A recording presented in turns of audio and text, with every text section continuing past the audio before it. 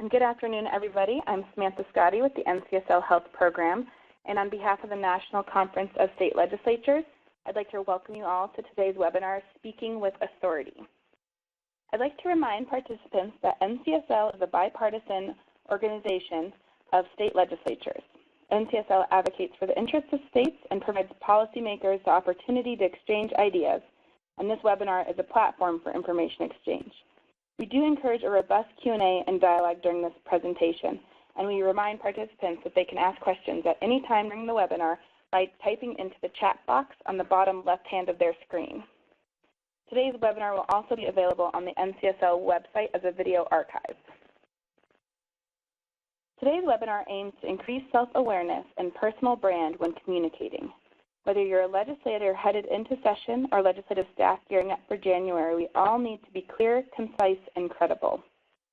We're fortunate today to be joined by Kathryn. Kathryn coaches professionals to speak with power, presence, and poise. A one-time wallflower, Kathryn developed her own presence and her way with words as a radio news anchor, talk show host, and savvy morning show entertainer. She guides executives and entrepreneurs to speak up, stand out, and make their message more magnetic.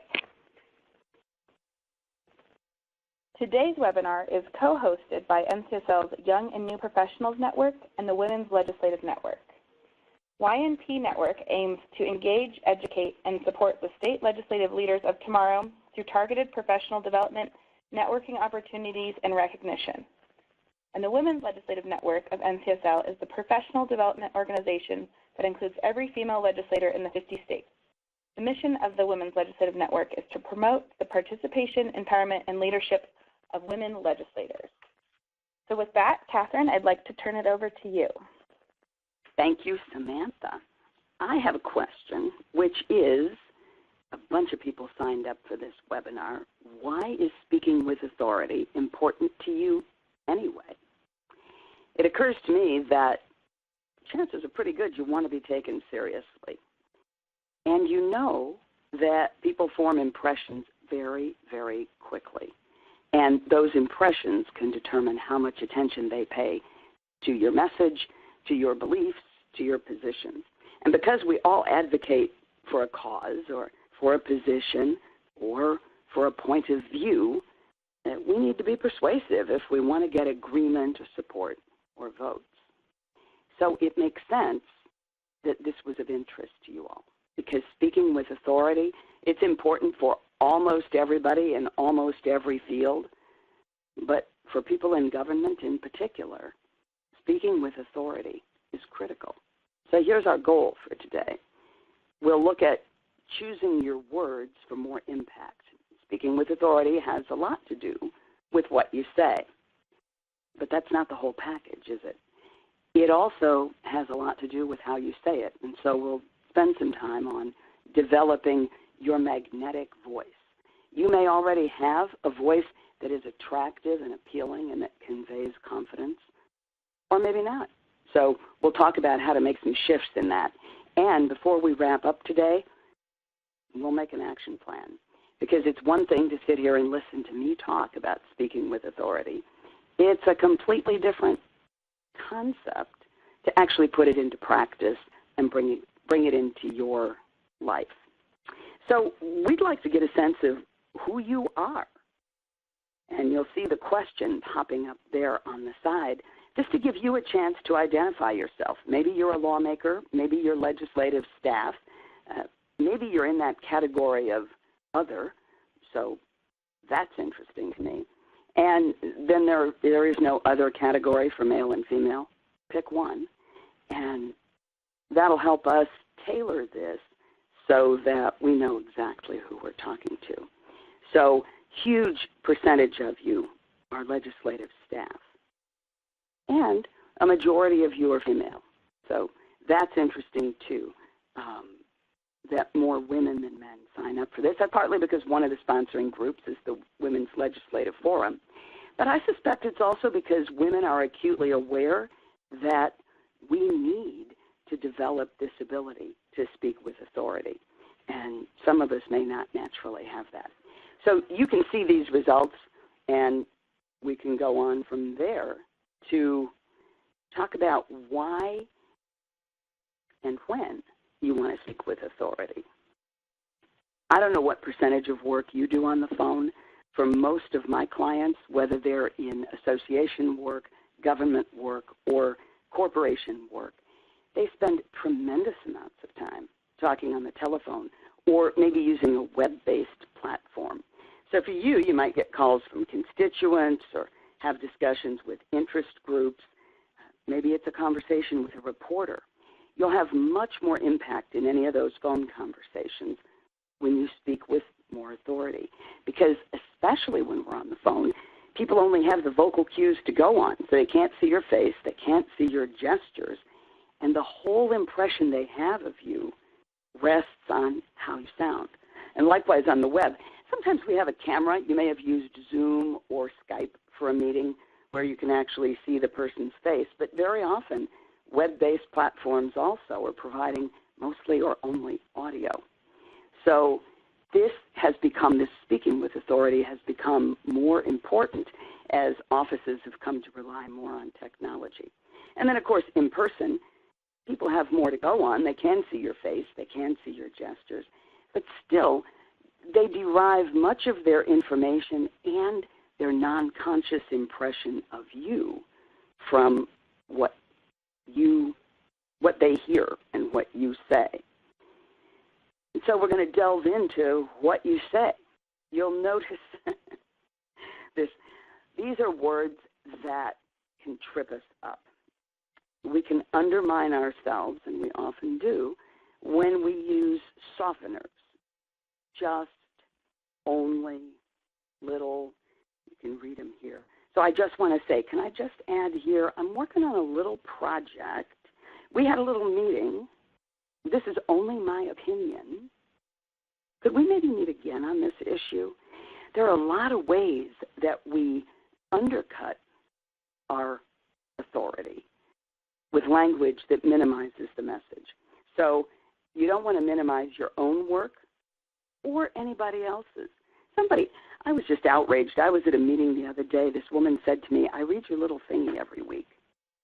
That would be my newsletter, into which I pour tremendous amounts of effort and research, and it's actually very good. And for her to refer to it as a little thingy, I didn't like it. Now, mostly we turn that on ourselves. I think it's rare that we undercut other people's work, but it does happen, and often it's unintentional. I'm quite sure this woman didn't mean to insult me. She's being friendly and casual, but it really raised a question for me about being mindful of the language we use when we talk about our business. Hedge words are an issue for a lot of people. Kinda, sorta, that kind of thing. Now, sometimes you do want to soften what you're saying, and you have a good strategic reason for doing it. But you also want to be aware of the reduced impact. So sometimes we get in the habit of dropping in those words like kinda or sorta when we actually want to have as much impact as possible. And so we're really sending two messages at once. We're speaking with some urgency and at the same time using language that softens or reduces the impact of our message. And one other thing you'll see here, I'm not an expert, but, or you've probably already thought about this one, but let me just say, sometimes we get in the habit of using a runway that disqualifies our idea before we even put it out there. So you have knowledge, wisdom, insight to share with your colleagues, with other people that you interact with during the day.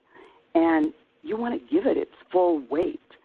Speaking with authority is one way to do that.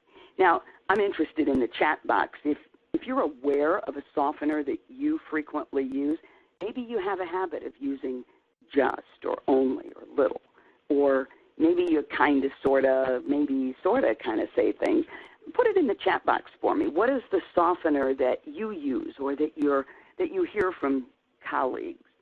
I did communication training at a bank at one point, and when I joined the learning and development team, I noticed that they all said kinda. I could you get with we could work out a plan? It's catchy. And I realized that what the deal was our manager said that. And so, of course, because the manager said that, so did everybody else. So you can pick that up sometime on a team. I see from the chat box that people say maybe or just.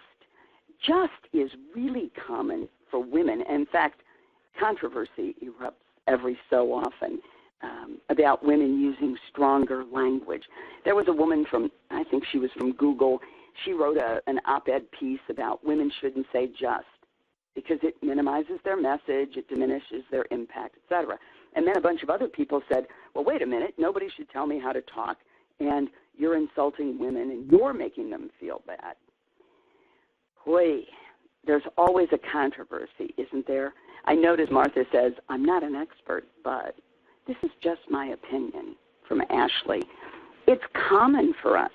And here's my opinion. It's not either or, it's a both and. So there actually are good reasons to soften what we're saying sometimes because we want agreement, we want people to be on our side, we don't want to alienate somebody, or we're just looking for harmony. So there are times when you might strategically want to soften a message. The answer is not to eliminate all softening language at all times. But it's also not to be a conversational doormat. The real point is to be aware of what you say and how it's interpreted, and then to pay attention to the feedback you get. Because if you're saying just or only, or I could be wrong, but you will shift the way people perceive you, your office, your expertise. Sometimes people complain that they feel ignored. Colleagues don't take them seriously. Their ideas get usurped by somebody else. And it's possible that if you feel ignored, it's because everyone around you is a jerk. But on the other hand, sometimes it's in the way I express myself, that it's easy to ignore what I said because of the way I put it out there. So that's the time to ask yourself, if you made some changes, would that serve you well? And is it worth a little bit of effort to pay attention to the way you express yourself? I'm curious, before we go further, about how people perceive you. So I'm interested, except that's we have the wrong poll question. There we go. So how do you think your colleagues perceive you? And you can check as many as seem right to you. I want to get a sense of this first, how you believe people see you now. In a professional setting, I mean. We're not talking about your family or your boyfriend or your buddies on the team or any of that. But in a professional setting, warm and personable. For legislative staff, that's not surprising. Most of the people I've met who are legislative staff are warm and personable. Straightforward and direct, I'm really happy to see that. 45% of people are saying they are perceived as straightforward and direct. It's interesting to me that trustworthy ranks high and has a lot to learn, needs work on communication skills. Not too many people owning up to that. I think often, particularly younger people, are perceived as having something to learn and needing work on communication skills. And those are perceptions we want to change. Nice is good, but then there's that little tag part about could be more effective, because sometimes nice and effective don't go together. So then the other question, of course, is how you want people to perceive you. So if you could create a reputation for yourself, what are the things that you would want to be seen as? So yeah, effective communicator gets a lot of hits, knowledgeable, confident. You know, when I do this work in groups, people often say what they want more than anything is to be perceived as confident. And it is an area where a lot of us aren't sure that we are perceived as confident. So we'll be talking some more about how to get there. interesting that warm and caring isn't as impactful as effective communicator, confident, and even consummate professional. So it's really a question, isn't it, how we balance those things. We do want to be seen as experts, and we want to be seen as nice people. When I work with speakers, I talk about having command of a room and also connecting with the people in the room. So it's both. It's a dance between them all the time. We're going to look at how to be seen as more confident as we go on. You're familiar, I'm sure, with "I'm sorry" as a particularly female thing, although certainly not limited to that. But just like with using "just" and "only," controversy has erupted about too much apologizing, not enough apologizing. Here's the deal. There are times when we have transgressed. We stepped on somebody's toes, we made a mistake, we owe somebody an apology. And a clear, straightforward "I'm sorry" can go a long way to smoothing things over. And I don't mean one of those hedgy things like, "I'm sorry if you took that the wrong way." No, I mean really owning it, saying "I'm sorry," and getting a relationship back on track, because that paved the way to move forward together. And very often we say "I'm sorry" reflexively. So we don't actually mean it as an apology. We haven't done anything to apologize for.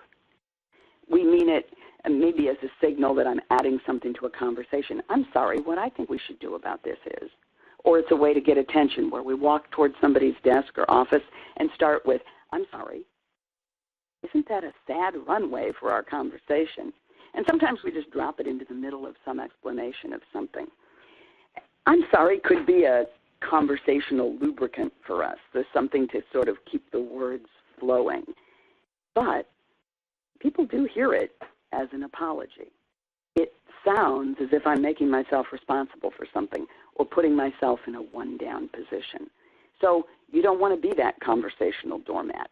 Listen to your own conversation for "I'm sorry." And if you notice that you say it often when it's really not an actual legitimate apology, if it seems to be habitual, that you soften the impact of what you say, then that might maybe sort of kind of be something you want to eliminate, yeah? A major way that we reduce our impact is talking like a human brochure. Now, I know every industry has its jargon, and government is certainly not an exception. Using language that everybody else in the sector understands and they speak the same language can really have a positive effect, as it marks us as part of an in-group and it simplifies communication internally.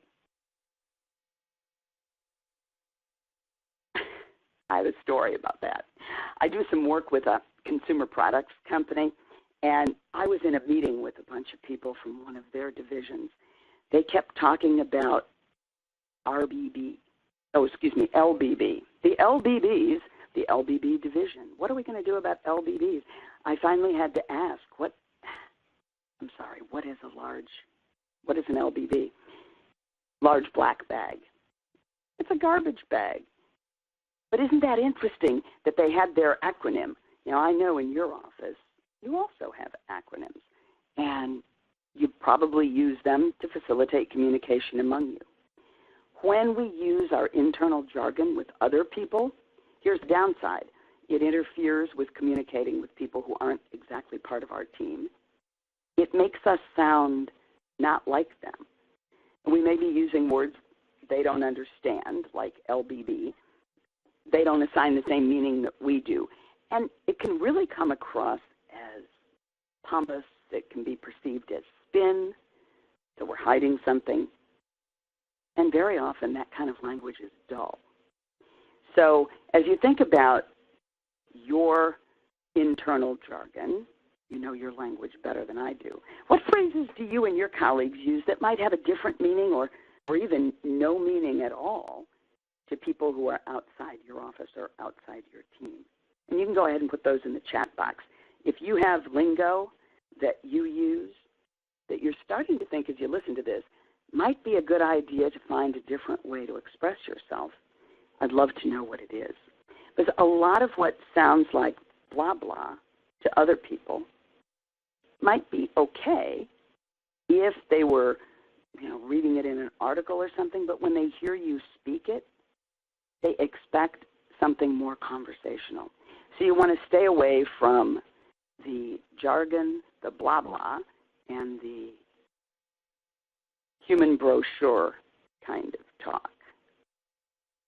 Acronyms, Sebastian brings up acronyms. It's true. Acronyms can have a different meaning in a larger context. You use the same letters one way that somebody else uses to mean something completely different. And that can really interfere. What is CBEC? That must be a good example because I don't know what CBEC is. I don't speak that lingo. And, sometimes people can figure it out. I suppose if I'd listened long enough, I might have figured out eventually that LBB meant large black bag. But, strike everything below the enacting clause. This is interesting. You all are an educational experience. When we use language that other people don't use, we separate ourselves from them. And so even if they can understand or they can figure it out or they can look it up, it probably doesn't serve us well to put up that barrier, to interfere with the communication with those people. What it comes down to is really spoken English is a different, silver hairs. That's funny. Silver hair is a group of legislators. I wonder if they're flattered to be referred to as silver hairs. Might be. Spoken English and written English are actually two different languages. And so you can see here some of the differences. When we speak in written English, we diminish our impact because it sounds scripted or over-prepared. It sounds like we're parroting somebody else's words, using stock phrases. And all of that diminishes the influence we can have. So in spoken English, we generally use shorter and more direct sentences. On paper, we might have multiple clauses, and they're strung together with commas or semicolons in between them or ellipses or dashes. Those are all visual cues that help people understand the meaning. But unless you're telling Siri what to put in the text, you don't say the punctuation when you're talking. So we need a period and a pause between thoughts so people can track with us. Spoken English tends to use fewer adverbs, and I know there are experts who don't like adverbs even in writing. Stephen King is famous for saying the road to hell is paved with adverbs.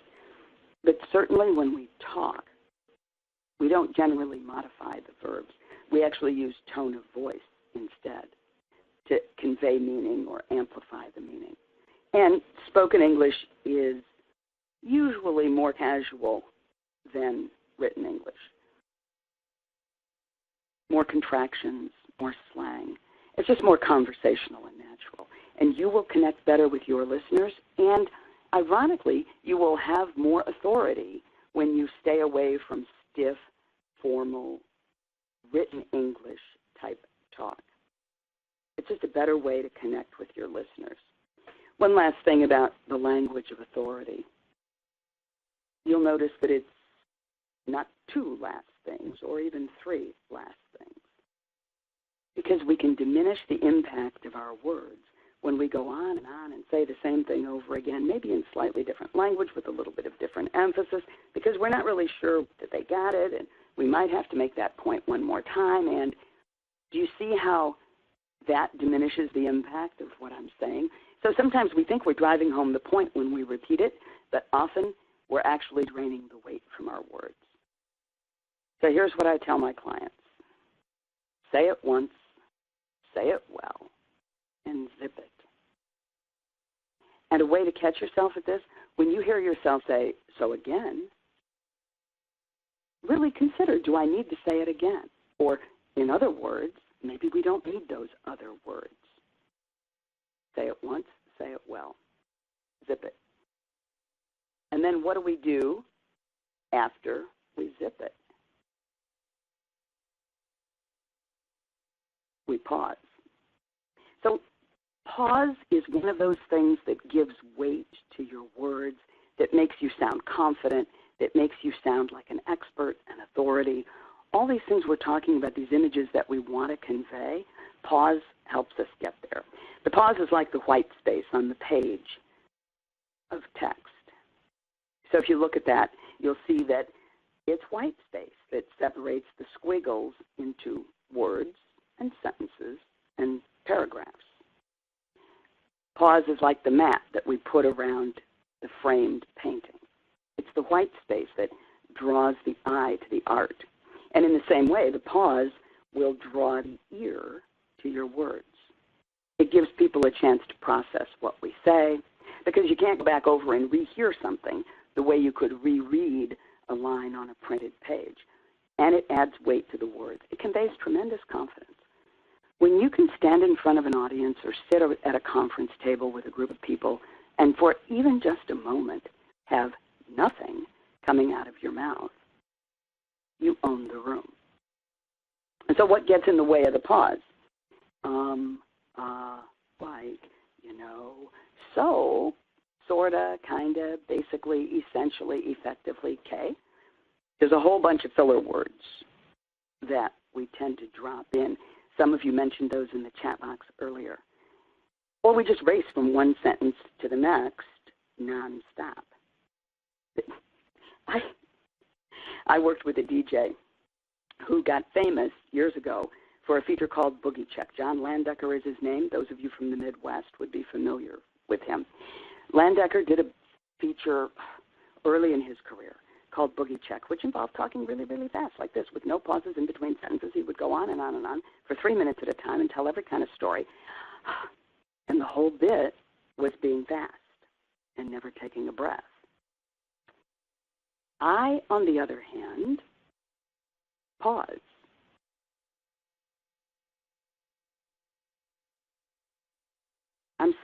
Sorry, I got distracted. I'm seeing comments about bad audio.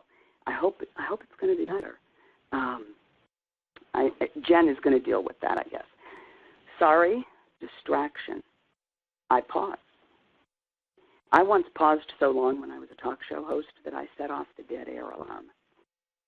And this is the thing about people in radio. They call it dead air. And I think that's kind of translated into other arenas outside radio. I say the air is not dead. The air is alive. The air is quivering. So when you pause, it's not the end. It's an attention getter. It's a chance to think for you and them, and it conveys tremendous confidence. And Shelley had a question about dramatic pauses. Pauses can be very dramatic, and yes, they certainly can be overused. It can be choppy, but in general, most speakers that I've coached, most speakers that I've heard in meetings, most speakers that I've encountered in ordinary life don't pause enough. They tend to race, they tend to use filler language, so they don't get that sense of space, confidence, and allowing the audience to relax. One last thing about the tone of your voice. There's that upspeak thing that can undermine credibility in a big way because it sounds like you're questioning yourself.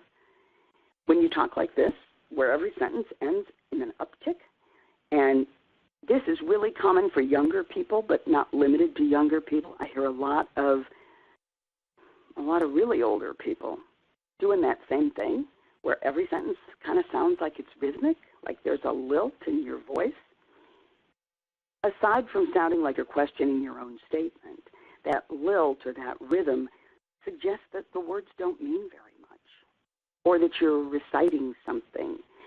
So much of the meaning is conveyed by tone as opposed to verbiage. If the tone of every sentence is the same, if we fall into that rhythm where everything ends like this, then those sentences automatically have less meaning. So in American English, when we hear the inflection goes up, we hear it as a question.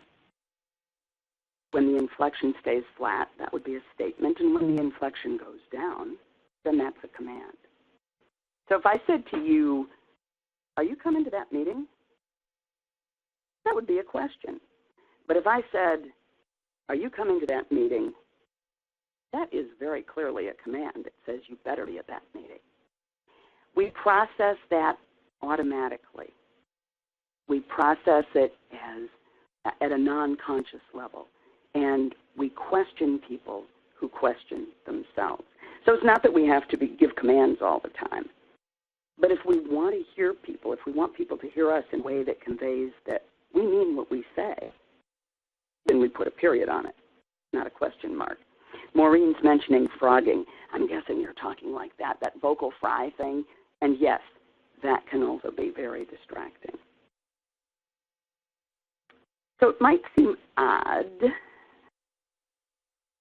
to see this, feet, on a slide in a webinar about how you talk.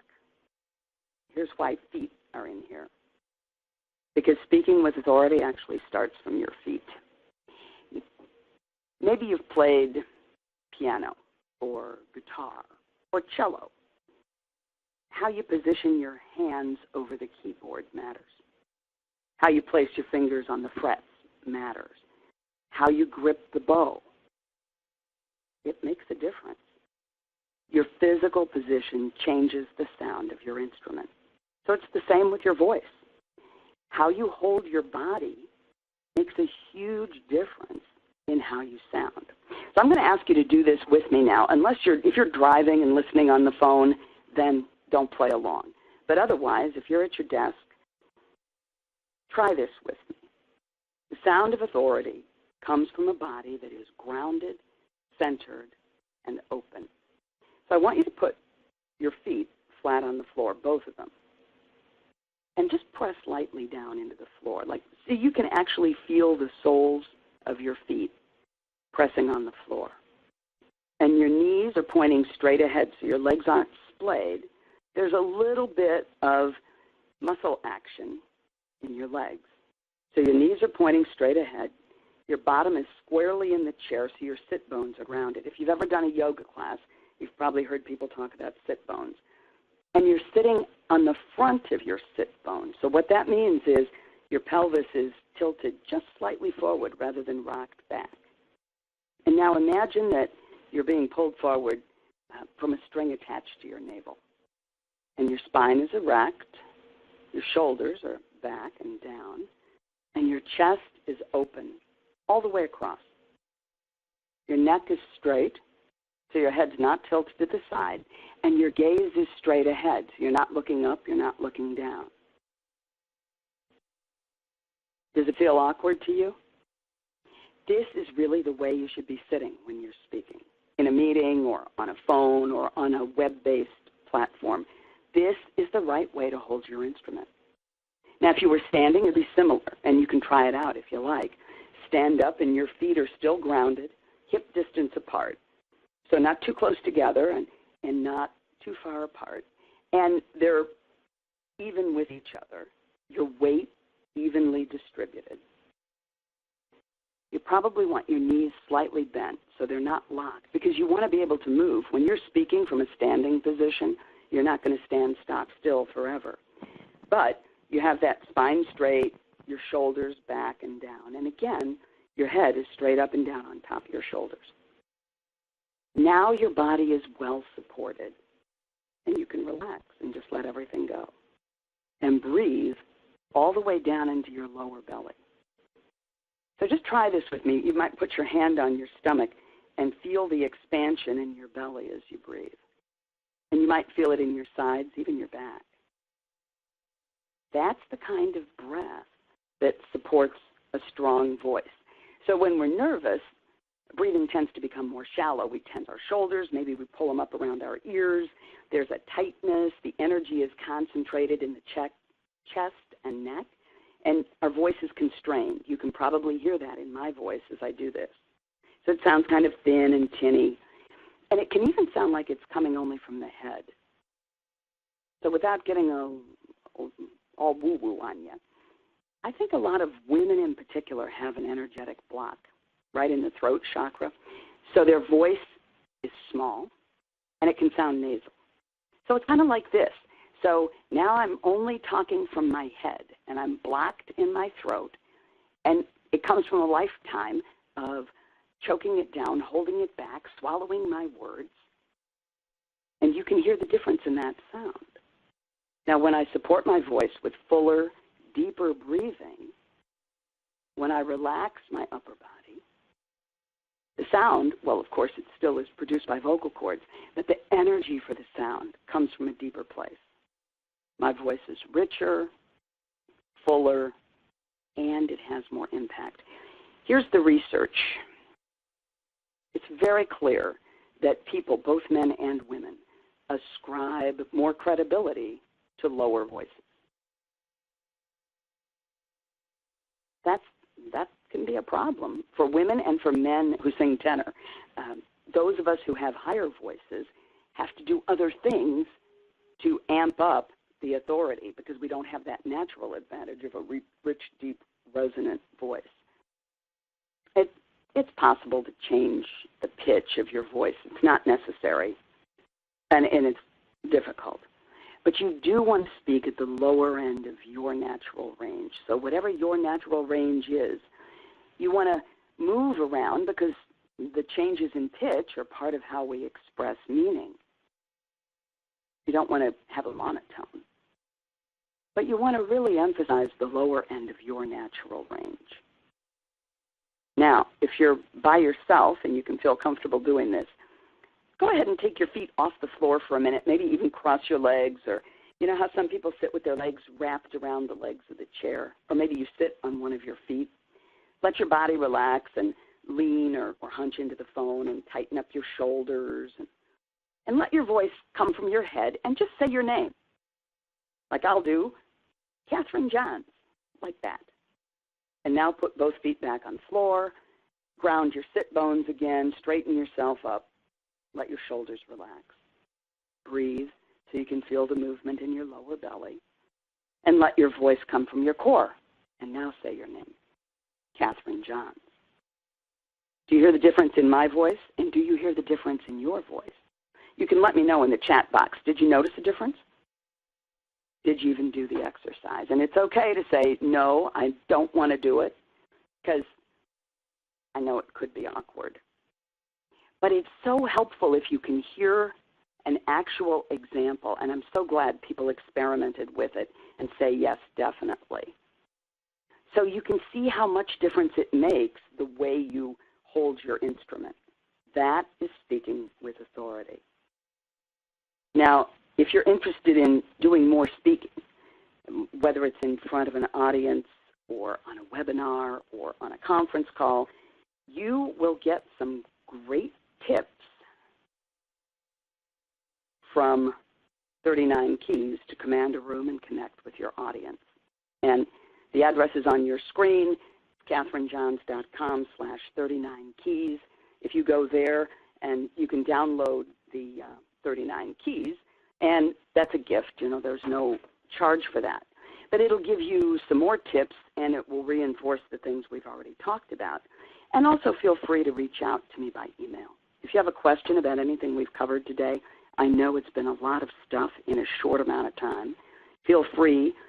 My address is also on the slides, and reach out with a question. And if you're already thinking that you and your colleagues would benefit from having more impact and more influence, let me know. The work we've done today is a good start, and we can build on that in a live and in-person workshop. I am so happy to see Julie say she's going to practice the pause, because that really is the way to get better at all of this. It would be not wise to decide you have to change everything about the way you sound. Your voice is no good. You don't like the language. You're making a difference with everything.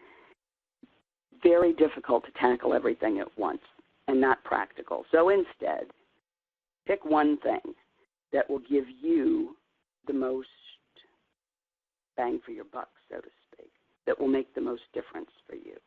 So it could be pausing to give your words weight. It could be eliminating the soft, squishy language. It could be putting a period at the end of a sentence or speaking from your core. And make a commitment to practice that. And you can put it in the chat box, as some people are. Record yourself. Listen to yourself. Often we really don't know how we sound because we hear ourselves not quite accurately. Or you might ask a friend or colleague to help you hear yourself. And the last thing I want to leave you with is that these tweaks are not about turning yourself into someone you're not.